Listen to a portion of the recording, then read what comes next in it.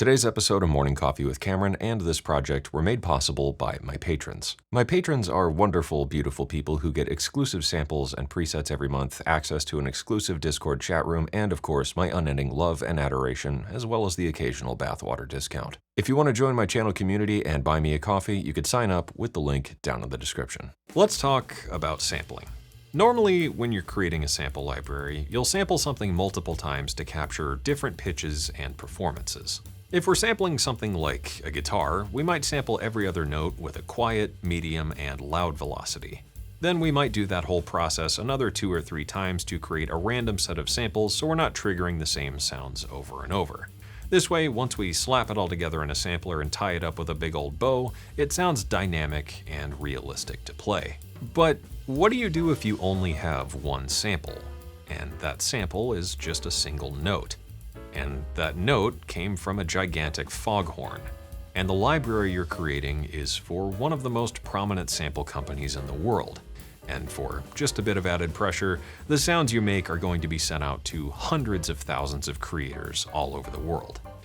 Well, you might react a little bit like I did.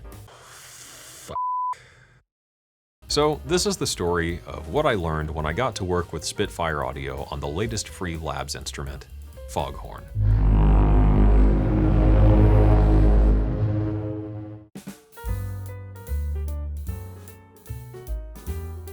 Howdy doody, buckaroonies. A few months ago, when I shipped off to NAMM, I got to meet a lot of really interesting people. Ricky Tinez is exactly as cool as you think he is. Noir, aka Steven, is probably one of the nicest people I've ever met. Ben Jordan likes to go into gas stations and ask people about their steering wheels. And Av McCree is actually a set of small NPCs controlling a giant people suit, which was interesting. I didn't expect that one. One of the other people I got to meet was Callum from Spitfire. Callum is the product director over at the newly launched Labs, and he mentioned Labs was working on a new library and wanted to know if I wanted to be involved. And of course, I said, abso-f***lutely.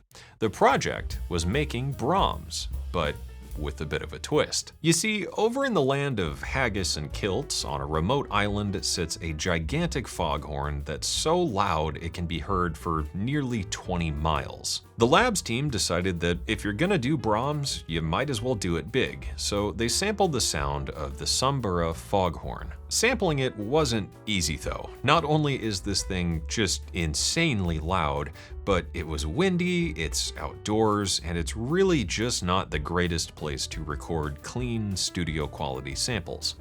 But that was kind of the point. Regardless of the situation being ideal, it's just a really interesting sound. Just by hearing it, you can get a sense of not only the scale and size of it, but the space and location that it sits in. There's a sort of strange magic to the sound of something like a foghorn, and this is what's always fascinated me with sound, that a sound can carry this immediate, emotional, visceral quality to it. The sound of a foghorn has this distant, moody, evocative texture to it that takes you to a far-off coastline somewhere as fog rolls in over the horizon, and I think that's what made this project such an interesting challenge. How do you honor the spirit of something like a foghorn while simultaneously transforming it into one of the most ridiculous and obnoxious, over-the-top sounds in all of trailer music? The Labs team sent me a bunch of raw recordings of the foghorn. Of course, these were all just a single note. The foghorn obviously isn't designed to be a musical instrument, so we've just got this one tone to work with. Because of that, I really had to step back and have a bit of a think on how to tackle this project. Normally, mapping one sample across the entire keyboard is a big no-no in the world of sampling, but in this case, that was my only choice. So that meant I was going to have to get a bit more creative to keep this library interesting across the keys. I think a lot of the time sound design is about problem solving, but in order to solve the problems, we first need to define them. So the first question I had to ask myself with this project is, what is a Brahm? Brahms were popularized in the trailer for the movie Inception, and in short, it's basically just a big epic brass stab that's very low in pitch. Considering that we're using the sound of a foghorn as our source, we're really not in all that bad of a place to start with.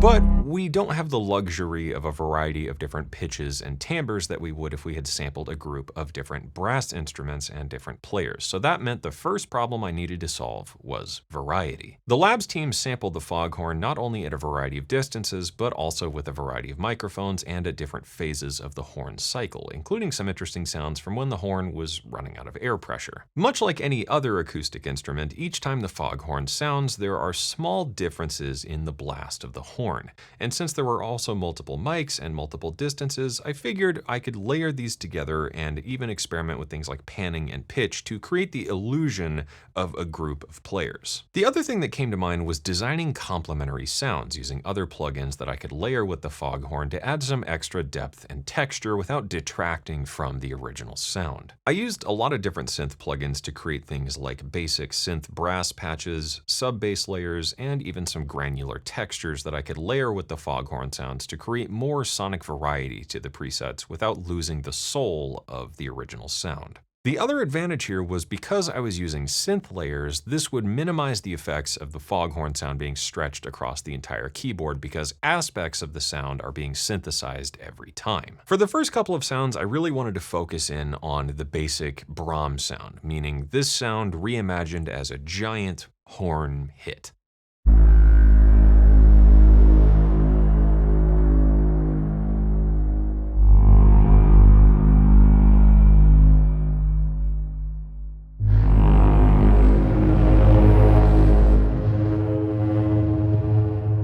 Creating these was actually pretty straightforward. I used all the basics like resonant comb filters to create these metallic feedback effects, delay and reverb to add a sense of space, tremolo for some movement, and walls of compression and distortion to really make these sounds feel thick and mean. To add something a bit more interesting to some of these sounds, I played with one of my favorite sound design tricks, which is using a convolution reverb with a more unconventional impulse response to add a bit of something. Here I use the sound of a hi-hat stretched out quite a bit, and it adds this really cool metal sound, but also kind of like a lo-fi record player sort of thing. And on top of this sound,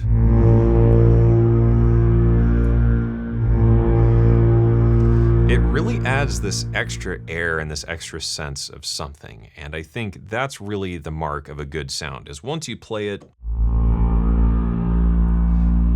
it instantly takes you somewhere, and your job as a musician or a composer or whatever becomes figuring out where that place is. Another thing that was really fun to play with was some of the other recordings that the Labs team got. Not only did they sample the sounds of the horn, they also sampled things like the engine room, the knocks of the engine starting up and stopping, and the air of the island that the horn is on. So in one of these sounds, I actually layered the sound of the engine, panned it out hard left and hard right.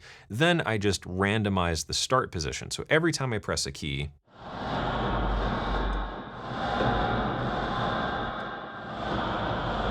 it's ever so slightly different, and because it's panned out hard left and hard right, and we have these variations in amplitude, you get this really interesting sort of ping-ponging thing. And I found once that was layered in with this horn, it adds this really cool, almost vocal quality, like the island and the fog and everything are speaking back to you. That's super neat. Because this was a Labs release though, and Labs is kind of all about the creativity of the spirit of sampling, I had to sit down and then ask myself, what else could this sound be? Up to this point, I felt like the sounds I had were pretty cool.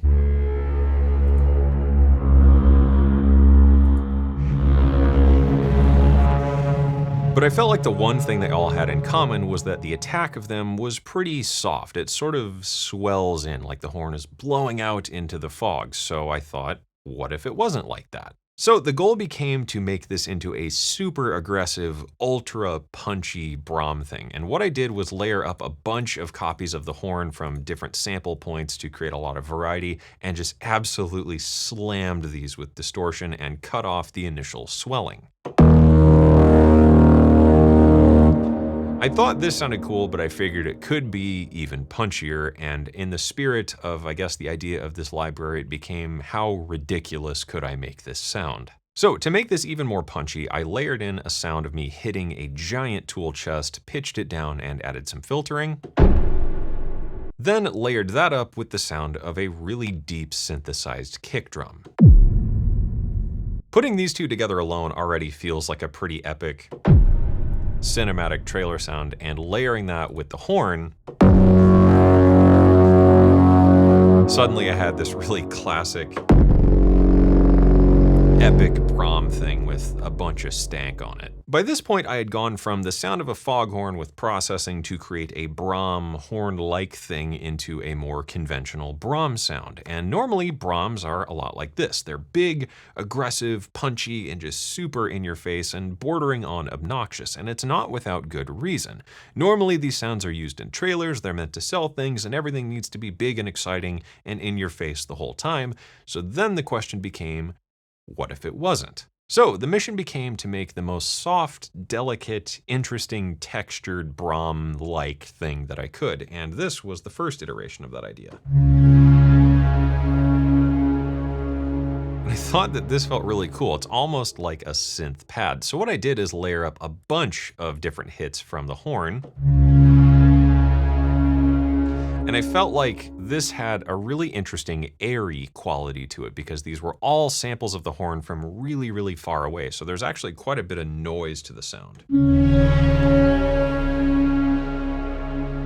And instead of trying to hide that, I thought, what if I just lean into it? So what I did is take a segment of a recording of just the wind on the island,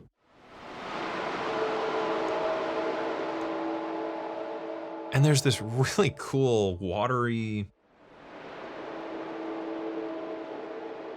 windy, distant thing going on. And when you put that on top of the horns,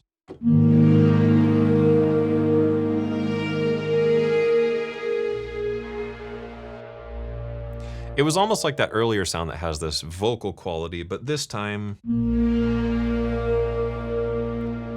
rather than the horn and the engine being the thing talking to you, it's the island itself. And I thought that was a really cool nod to the location and spirit of the Foghorn. Building off that is probably my favorite sound from this whole project, which was a more synthesized version of that. And I created this by using two different samples of the horn,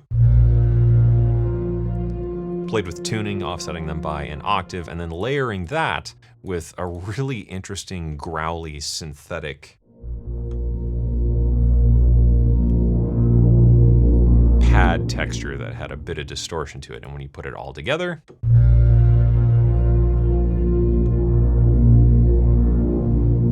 there's something about that that just blew my mind when I put that sound together. I think what really made this sound work was adding some texture with Devious Machine's texture. I used this guitar scrape sample and tuned it down quite a bit.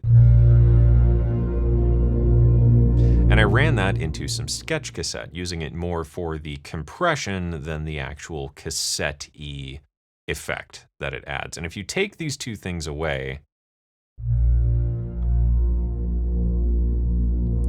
it doesn't quite work, but just the texture, there's a little bit of extra movement to it, and putting it through the compression of sketch cassette,